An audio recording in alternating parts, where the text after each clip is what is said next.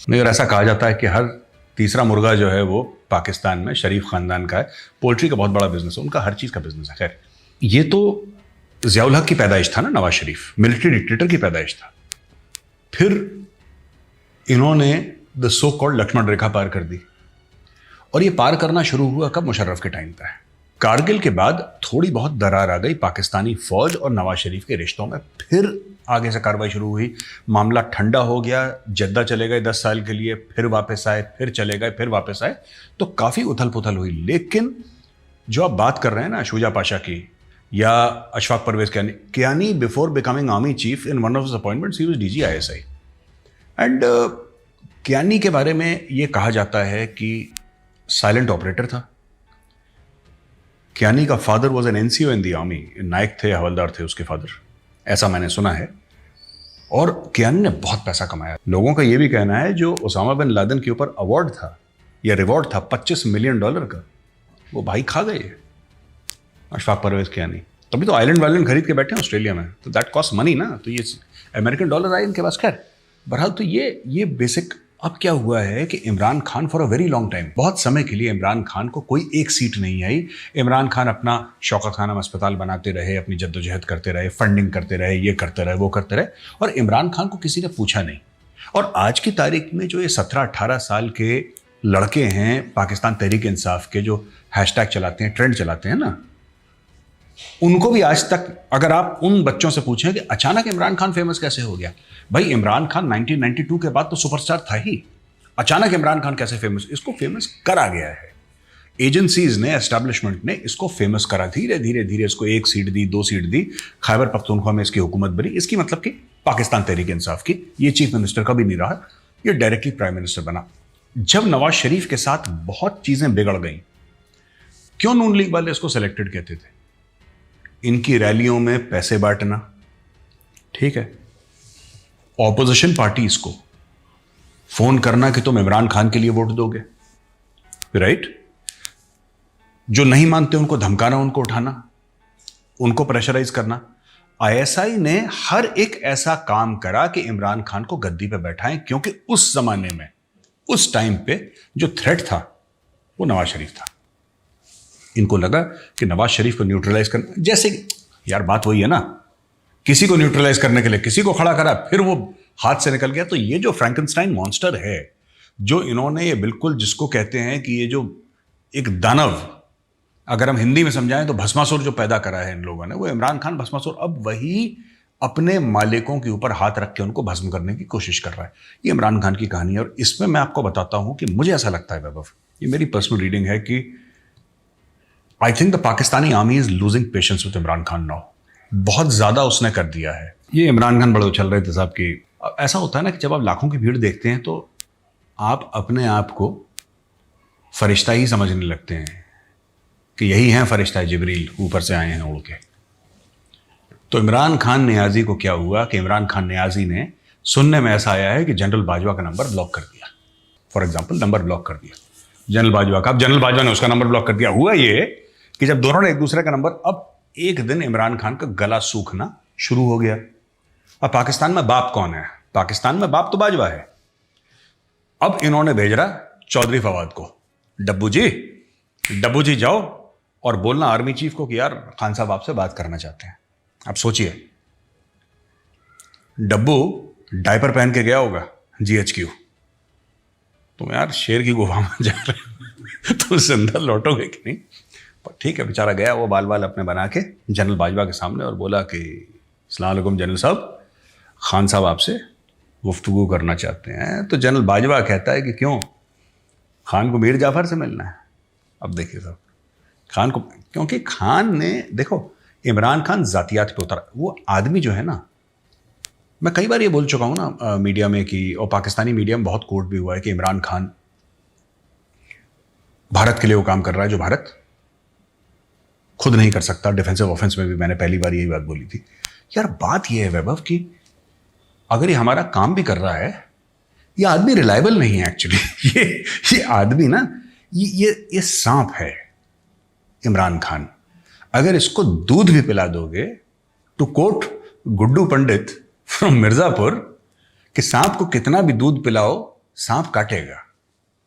गुड्डू भैया ने यही बोला था ना मिर्जापुर में, तो बात यही है यार, उसको जितना भी दूध पिलो। देखो, Bajwa made him army chief, Faiz Hamid हो XYZ हो, बाप तो बाजवा था। ओवरऑल बाजवा की ब्लेसिंग्स के बिना he could not have become.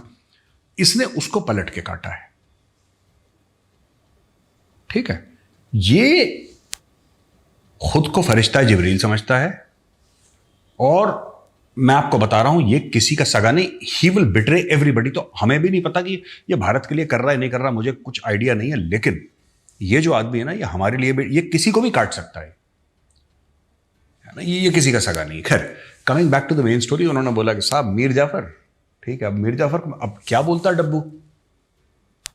डब्बू चुपचाप अबाउट टर्न करके लेफ्ट राइट करके वापस खान को उसने बता दिया कि खान साहब वो तो ऐसा ऐसा बोल रहे हैं कि आप तो मीर जाफर हैं। अब खान का ये हो गया है कि शुरू में जब ये PDM की सरकार आई थी, या आप लगा लीजिए कि शहबाज शरीफ जब वजीर आजम बने थे पाकिस्तान के, तो एक मोमेंटम था मुल्क में, एक मोमेंटम था, वो हैशटैग चल रहे थे। लेकिन ये जो चीज़ है ना, इमरान खान के मोमेंटम के बारे में एक मैं बात बताता हूँ, ये बड़ा एग्रेसिव मोमेंटम था। जैसे कैट फैमिली होती है ना, शेर होता है, बब्बर शेर होता है, चीता होता है, पैंथर होता है, ये बहुत तेज भागते हैं, पर ये लंबी रेस नहीं दौड़ पाते। ये 500 मीटर भागते फिर इनकी जबान नीचे निकल जाती है। आप कभी भी देखिएगा डिस्कवरी चैनल में, ये लंबा नहीं भाग पाते, ये बहुत तेज भागते हैं, short burst of speed, right. Imran Khan की शॉर्ट बर्स्ट ऑफ स्पीड अब खत्म हो रही है, अब he slowing down. I should say, और I would say he is प्लेटूइंग। पठार जिसको कहते हैं ना, पठार आ चुका है ऊपर, अब वो ऊपर नहीं जा रहा है इसका ग्राफ। अब वही बच्चे हैशटैग चला रहे हैं, वही हो रहा है। इमरान खान का पेनिट्रेशन गांव तक पहुंच गया है पाकिस्तान में, ये बात सच है। लेकिन अब मुझे लग रहा है कि जो गवर्नमेंट है, it is becoming more confident. अब धीरे धीरे मरियम औरंगजेब का बयान देखिए, वो तो खैर शुरू से ही लड़की कॉन्फिडेंट थी वो लेडी, लेकिन उसके जो बयान आ रहे हैं, जो शहबाज शरीफ के बड़े मेजर्ड टाइप के बयान आ रहे हैं। राणा सनाउल्लाह तो वैसे ही कावबॉय है, वो from Texas, the name is Rana Sanaullah, तो he is a sheriff in Texas, वो अलग आदमी, वो फायर करता रहता है। लेकिन fact of the matter is, मुझे लग रहा है कि now the government is getting its act together. और जो शहबाज गिल को उन्होंने जेल में डाला है, मुझे ऐसा लगता है यार कि अगर हम ब्रूटली फ्रैंक हो, I don't think Miftah Ismail की जगह भी कोई और होता ना। आप एक काम कर सकते हैं, देखिए, आप पेट्रोल के भाव कम कर सकते हैं, आप फूड एसेंशियल्स के भाव कम कर सकते हैं, पर क्या आपके पास बैंक में उतना पैसा है? आप उसको फंड कैसे करेंगे? आपने लोगों को राहत दी, आप उसको फंड कैसे करेंगे?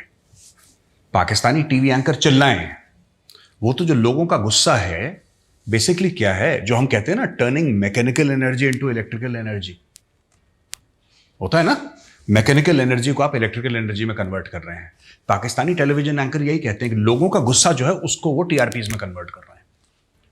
टांग दो मिफ्ता इस्माइल को, टांग नहीं दो, जो अगला आएगा अगर उसमें अकल होगी तो वही काम करेगा जो मिफ्ता इस्माइल कर रहा है, क्योंकि पाकिस्तान के पास कोई चॉइस नहीं है, राइट। हाय हाय लोग परेशान हो गए, लोगों के पास खाने तो क्या करोगे? खाने को नहीं है तो क्या करें? कर क्या सकते हो? आपके पास ऑप्शन क्या है? आप ये कह रहे हैं कि लोगों को राहत दे दो। Do you have the funds?